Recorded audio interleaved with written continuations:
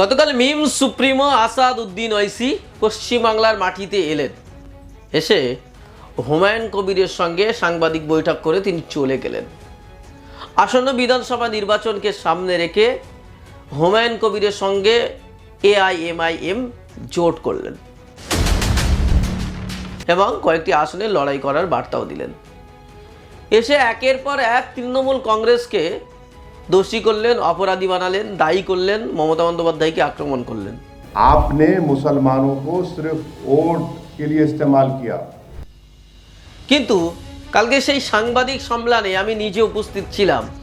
আমি একটা প্রশ্ন করেছিলাম আসাদ উদ্দিন ওয়াইসি সাহেবকে। আমি প্রশ্ন করেছিলাম যে আপনি যখন পশ্চিমবঙ্গে আসেন, কখনো আব্বাস সিদ্দিকী, কখনো হুমায়ুন কবিরদের সঙ্গে বৈঠক করছেন, প্রেস কনফারেন্স করে জোট ঘোষণা করছেন, কিন্তু মিমের যারা কর্মকর্তা, মিমের যারা লিডারশিপ, মিমের যারা দায়িত্বশীল, তাদের সঙ্গে আপনার মিটিং হচ্ছে না, বৈঠক হচ্ছে না। তাদেরকে উপেক্ষা করে কেন চলছেন? আর পশ্চিমবাংলার মাটিতে বাঙালিদের জন্য লড়াই করবেন, বাঙালিদের, সেই বাংলার মাটিতে যিনি আপনার দলের প্রেসিডেন্ট, তিনি বাংলা ভাষী নন কেন? তিনি আমার এই প্রশ্নের জবাব কৌশলে এড়িয়ে গেলেন। তিনি আব্বাস সিদ্দিকীর নামটা ধরে বললেন, আমাকে মুখ খোলান না, বিপদ বাড়বে, এইরকম ধরনের কিছু একটা শব্দ তিনি উচ্চারণ করলেন। कभी अब्बास सिद्दीकी के साथ, कभी हुमायूं कबीर के साथ बात कर रहे हैं, लेकिन अपना कार्यकर्ता के साथ क्यों नहीं बात करते? उन्होंने कहा कि बंगाल का प्रेसिडेंट भी उर्दू जबान वाला। देखिए, वो आप आईएसएफ की बात कर रहे हैं, मैं ज्यादा नहीं बोलना चाह रहा हूँ, उनको तकलीफ हो जाएंगी, तो रहने दो वहां का। কিন্তু বিষয়টা হলো, তিনি তার দলের কর্মী সমর্থক যারা তাকে ভালোবাসে, তার দলটাকে ভালোবেসে করে, যারা কেস খাচ্ছে, জেল খাটছে, তাদের সঙ্গে কেন সময় দেন না? এই প্রশ্নটা ছিল। আর এই প্রশ্নটা বাংলার মিম কর্মীদের, বাংলার মানুষের, সাংবাদিক হিসাবে আমার সেই প্রশ্নটা তুলে ধরার দরকার ছিল, আমি তুলে ধরেছিলাম। আমি আরও একটা প্রশ্ন করেছিলাম, এসআইআরে আমরা দেখেছি যে এসআইআরে মুসলমানদের নাম আন্ডার অ্যাডজুডিকেশনে সবচেয়ে বেশি। এই বিষয়ে তাকে প্রশ্ন করলে আসাদ উদ্দিন ওয়াইসি সাহেব এর দায়ভারটা সম্পূর্ণভাবে মমতা বন্দ্যোপাধ্যায়কে দিলেন। নির্বাচন কমিশনের বিরুদ্ধে তার কোনো ভূমিকা দেখলাম না, তার বক্তব্যের কোনো পয়েন্ট উঠে আসলো না। এই জায়গাটাই কিন্তু ভাববার বিষয়। না, আসাদ উদ্দিন ওয়াইসির মতো একজন জাতীয় স্তরের লিডার নির্বাচন কমিশনের কোনো ভুল দেখতে পাচ্ছেন না, যেখানে বিহারে কারচুপির অভিযোগ উঠেছে, যেখানে নির্বাচনে বিভিন্ন ক্ষেত্রে কারচুপি অভিযোগ উঠেছে, বিরোধী দলনেতা রাহুল গান্ধী প্রকাশ্যে তথ্য তুলে ধরে প্রমাণ করে দিলেন, সেই নির্বাচন কমিশনকে কোনো প্রশ্ন তুললেন না। আন্ডার অ্যাডজুডিকেশনে মুসলমানরা রয়েছে, মুসলমানদের নাম এত বেশি কেন, এইটা নিয়ে তার কোনো প্রশ্ন নেই। তিনি সব কিছুর দায়ভার রীতিমতো তৃণমূল কংগ্রেসকে, মমতা বন্দ্যোপাধ্যায়কে দিলেন, কিন্তু নির্বাচন কমিশনকে যেন ক্লিন চিট দিলেন। পাশে অন্য একজন সাংবাদিক ভাই প্রশ্ন করছেন যে আপনি কি তাহলে নির্বাচন কমিশনকে ক্লিন চিট দিচ্ছেন? তিনি বললেন, না, ক্লিন চিট দিচ্ছি না, কিন্তু এই মমতা ব্যানার্জি কোর্টে গেছে, এই গেছে, সেই গেছে, সেখানে তার জন্য তাই। এবং তিনি ঘোষণা করে দিয়ে গেলেন যে আমরা উপমুখ্যমন্ত্রী নয়, মুখ্যমন্ত্রী হিসাবে, আমরা মুখ্যমন্ত্রী হিসাবে লড়বো, আমাদের মুখ্যমন্ত্রী হবে, মানে সংখ্যালঘু মুসলিম মুখ্যমন্ত্রী হবে। এই কথাটা তিনি প্রাউডলি বলেছেন। অবশ্যই এটার মধ্যে একটা জোশ আছে, একটা আবেগ আছে, ভালোবাসা আছে, থাকে, কিন্তু বাস্তবতাকে তো মাথায় রাখতে হবে। আসাদ উদ্দিন ওয়াইসি হায়দ্রাবাদের সাংসদ, এবং হায়দ্রাবাদ হচ্ছে একটি সিটি।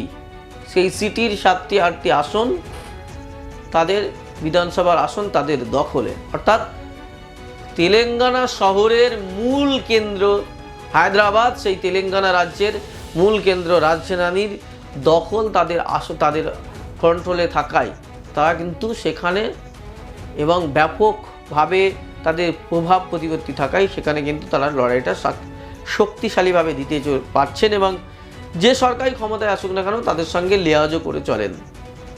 কিন্তু আপনাকে এটা বুঝতে হবে, এটা পশ্চিমবঙ্গে মালদা, মুর্শিদাবাদ, উত্তর দিনাজপুর গরিব খেটে খাওয়া শ্রমজীবী মানুষ যারা যেই পার্টিটা করতে গিয়ে জেল খাচ্ছে, মার খাচ্ছে, তাদের সঙ্গে আসাদুদ্দিন ওয়াইসি সাহেব তিনি দেখা করছেন না, বৈঠক করছেন না, তাদের সঙ্গে তাদের সুখ দুঃখের কথা শুনছেন না, তাদের সমস্যার কথা শুনছেন না। আসছেন এখানে যে নতুন করে ভোটের সময় যে লিডার উঠছে 2021 নির্বাচনে আব্বাস সিদ্দিকীর উত্থান হয়েছিলেন, তিনি আব্বাস সিদ্দিকীর কাছে চলে এসেছেন। 2026 বিধানসভা নির্বাচনের আগে হুমায়ুন কবিরের আলাদা রাজনৈতিক দলের উত্থান হলো, সেখানে হুমায়ুন কবিরের সঙ্গে চলে এলেন। মানেটা কি? তার দলের যতটুকু কর্মী, সমর্থক, ভক্ত, অনুরাগী, অনুগামী তাদের সঙ্গে কেন আলোচনা করছেন না? তারা কি চাইছে? তাদের কি অবস্থান? এই প্রশ্নগুলো কিন্তু আজকে উঠছে। আসাদুদ্দিন ওয়াইসি সাহেবের মতো একজন লিডার, জাতীয় স্তরের একজন নেতা, যিনি প্রতিনিয়ত মুসলিমদের প্রত্যেকটা বিষয়, দলিতদের প্রত্যেকটা বিষয়, গরিব আদিবাসীদের প্রত্যেকটা বিষয় তুলে ধরেন, সেই আসাদুদ্দিন ওয়াইসির মতো একজন লিডার তার দলের কর্মীদের গুরুত্ব দেবেন না, তার দলের লিডারশিপদের গুরুত্ব দেবেন না, তার দলের নেতৃত্বের গুরুত্ব দেবেন না। আর এসে যার তার হাত ধরে বলবেন আমরা এর সঙ্গে জোট করে নিলাম। জোট তো প্রয়োজনের তাগিদে করতেই হয়, সংগঠন কম, লোকজন কম, কিন্তু তার আগে তো তার কর্মী সমর্থকদের সঙ্গে, তার লিডারশিপদের সঙ্গে তো বসতে হবে। তার আজও পর্যন্ত দেখলাম না ওয়েস্ট বেঙ্গলের লিডারশিপদেরকে নিয়ে, রাজ্য স্তরের নেতাদেরকে নিয়ে আসাদুদ্দিন ওয়াইসি সাহেব কোনো সাংবাদিক সম্মেলন করেছেন না, করেননি, আজও পর্যন্ত নয়। মিমের কর্মীরা ছেড়ে দল ছেড়ে ও দল গেছে, ও দল ছেড়ে এ দল গেছে, কেউ ছেড়ে দিয়েছে, কেউ ইনঅ্যাক্টিভ হয়ে গেছে, কেউ করছে কাজ, কেউ করছে না, কেউ হুমায়ুন কবিরের দলে যোগদান করেছে, কেউ আইএসএফের দলে যোগদান করেছে, কেউ অন্য পার্টি করছে, কেউ কংগ্রেস করছে। সব আস্তে আস্তে 2016 দিকটাই পশ্চিমবঙ্গের মাটিতে মিমের যে অবস্থান, জায়গাটা ছিল, যে সংগঠনটা ছিল, আস্তে আস্তে 2026 এসে সেটা ফিকে হয়েছে। এখনও কিছু মানুষ ধরে রেখেছেন অন্ধের মতো ভালোবেসে, কিন্তু তারা সেই ভালোবাসার ফিডব্যাক তারা পাচ্ছে না, সম্মান তারা পাচ্ছে না, এটা অস্বীকার করার জায়গা নেই। এবং পশ্চিমবঙ্গের মাটিতে আসাদুদ্দিন ওয়াইসি সাহেব তার রাজনৈতিকভাবে কি কি লাভবান হতে পারে সেই রকম কোনো জায়গা নেই। পশ্চিমবঙ্গের এমন কোনো বিধানসভা নেই যেখানে মিম জেতা তো দূরের কথা, 30,000 ভোট পাবে এরকম বিধানসভা কোথাও নেই, কোথাও নেই। মিমের নিজস্ব কোনো এইরকম সংগঠন কোনো বিধানসভাতে নেই। গত 2021 বিধানসভা নির্বাচনে মিমের স্টার ক্যান্ডিডেট ছিল মোফাক্কেরুল ইসলাম ইটাহার বিধানসভা কেন্দ্রে। সেখানে তিনি 825টার মতো ভোট পেয়েছিলেন, 1000-এরও ভোট পায়নি।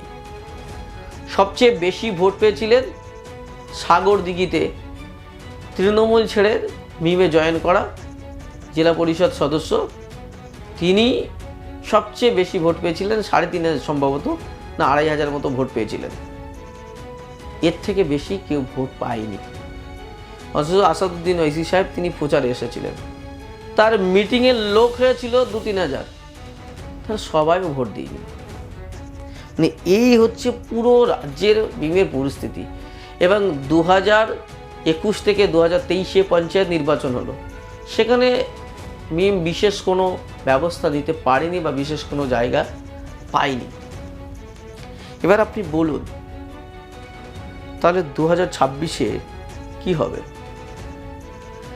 2024 যে লোকসভা নির্বাচন ছিল, সেই লোকসভা নির্বাচনে মিমের কর্মী সমর্থকরা কোন দিকে ভোট দিয়েছে, কোন দলে ভোট দিয়েছে? 2026 নির্বাচনের আগে মিম কোন অঞ্চলে, কোন বিধানসভায় কতটি বুথ কমিটি গঠন করতে পেরেছে, কতটা অঞ্চল কমিটি গঠন করতে পেরেছে, তার নানা রকম বিষয় রয়েছে, সেখানে কিন্তু কোনো কিছুই দেখা যায়নি। ফলে আসাদুদ্দিন ওয়াইসি সাহেব আসলেন আর বলে দিলেন 20টা সভা করবেন আর তারপরে অনেক আসনে জিতে যাবেন, এইরকম কোনো ব্যাপার নয়। তবে আসাদুদ্দিন ওয়াইসি সাহেব, যিনি গতকালকে প্রেস কনফারেন্স করে যা ইঙ্গিত দিলেন, খুব বেশি আসনে লড়বেন বলে মনে হয় না। গোটা 5-7 আসনে হয়তো লড়াই করবেন। এখনও পর্যন্ত আসন তিনি তার দল ঠিক করেনি, হয়তো 2-1 দিনের মধ্যেই ঠিক করবে। কয়েকটি আসনে তারা লড়াই করবেন বলে আমি জানতে পারছি। তবে পশ্চিমবঙ্গের রাজনীতিতে আসাদুদ্দিন ওয়াইসির এই মুহূর্তে যা তৈরি হয়েছে পরিপূরক হিসাবে, আসাদুদ্দিন ওয়াইসি যেহেতু মানে পশ্চিমবাংলার মাটিতে খুব একটা প্রয়োজন বোধ নেই অনেকে মনে করছেন। কারণ এখানে যদি হুমায়ুন কবির ঠিকঠাকভাবে দল সাজায়, তিনি একজন লিডার, বাঙালি ফেস। এদিকে নওশাদ সিদ্দিকী, এই তার দলও একটা বিমের একটা বড় অংশ তার দলে যোগদান করেছে। নওশাদ সিদ্দিকী বাঙালি একজন লিডার, তিনি একজন ফেস। এই নওশাদ সিদ্দিকী, হুমায়ুন কবিরদের মতো এই বাঙালি ফেসগুলো যদি উঠে আসে, তাহলে বাংলার রাজনীতিতে, তারপরে মেদিনীপুরের রুহুল আমিন ভাই, তিনি নতুন দল করেছেন, তিনি যদি এই বাঙালি ফেস, সেখানে তারা যদি লিডারশিপ উঠে আসেন, তাহলে আসাদুদ্দিন ওয়াইসির পশ্চিমবঙ্গের মাটিতে তেমন প্রয়োজন নেই। আর হায়দ্রাবাদের মতো পশ্চিমবাংলার মাটি অতটা সহজ নয়, এবং হায়দ্রাবাদে যেটি ওনাদের বিশাল প্রতিপত্তি রয়েছে, এখানে যারা মিমের লিডারশিপ দিচ্ছে তাদের বিশাল কোনো প্রতিপত্তি নেই। বিহারের মতো আক্তারুল ইমান পশ্চিমবঙ্গে কেউ নেই। ফলে পশ্চিমবঙ্গের মাটিতে মিমটা এস্টাবলিশড হওয়াও যেমন কঠিন, এবং মিমটার প্রয়োজনীয়তা ততটাই কম। ফলে এই মুহূর্তে দাঁড়িয়ে, যেটা 2016 সালের দিকে আসাদুদ্দিন ওয়াইসির যে ক্রেজ পশ্চিমবাংলার মাটিতে ছিল, তার দলের সাংগঠনিক বেস যেভাবে ছিল, তার দলটা মানুষ যেভাবে করতে চাইছিল, 2026-এ সেই জায়গাটা আর নেই। কারণ ইতিমধ্যেই পশ্চিমবাংলার বিকল্প রাজনৈতিক দল আইএসএফ, হুমায়ুন কবিরের AJUP, তারপর রুহুল আমিন ভাইজানের জেইউপি পার্টি, এই বাঙালি পার্টিগুলো রয়েছে। এবং পাশাপাশি আরও ন্যাশনাল পার্টি যারা রয়েছে অন্যান্য স্টেটের, SDPI, ওয়েলফেয়ারের মতো ছোটো ছোটো পার্টি এখানে মোটামুটি অ্যাক্টিভ হয়ে উঠেছে। সেই জায়গায় দাঁড়িয়ে আসাদুদ্দিন ওয়াইসির দলের এই পশ্চিমবঙ্গের মাটিতে তেমন প্রয়োজনীয়তা নেই। কারণ মিমের যারা কর্মী সমর্থকরা, তারা মিমের অনেক নেতা, নিজামুদ্দিন কাসেমি, তারপর আরও অনেকেই, সুজাউদ্দিন থেকে শুরু করে আরও অনেকেই, তারা হুমায়ুন কবিরের পার্টিতে যোগদান করেছে, AJUP পার্টি। অন্যদিকে আমরা যদি দেখি, অনেক মিমের নেতাকর্মীরা তারা আইএসএফে যোগদান করেছে, আজিজ আল হাসান থেকে শুরু করে আরও অনেকেই। শুধু তাই নয়, অনেকে আবার তৃণমূল কংগ্রেসে যোগদান করেছে। 2021 বিধানসভা নির্বাচনের আগে অনেকে তৃণমূলে যোগদান করেছিল। তাহলে সব মিলিয়ে যে জায়গাটা আমরা যদি দেখি, আসাদুদ্দিন ওয়াইসির দলের এই মুহূর্তে পশ্চিমবঙ্গের তেমন অস্তিত্ব নেই, প্রয়োজনও নেই, তেমন সংগঠনও নেই। কিছু মানুষ ধরে রেখেছেন মালদা দিকে, যেমন মতিউর রহমানরা, তারা এখনও ধরে রেখেছে। কিছু দক্ষিণ চব্বিশ পরগনার কিছু কয়েকজন ধরে রেখেছে। আর এই যে কিছু মানুষজন ধরে রেখেছে, তারা কিন্তু এখানে থাকবে। আপাতত এখানে শেষ করছি, দেখা হচ্ছে পরবর্তী পর্বে। ততক্ষণ ভালো থাকবেন, সুস্থ থাকবেন, ধন্যবাদ।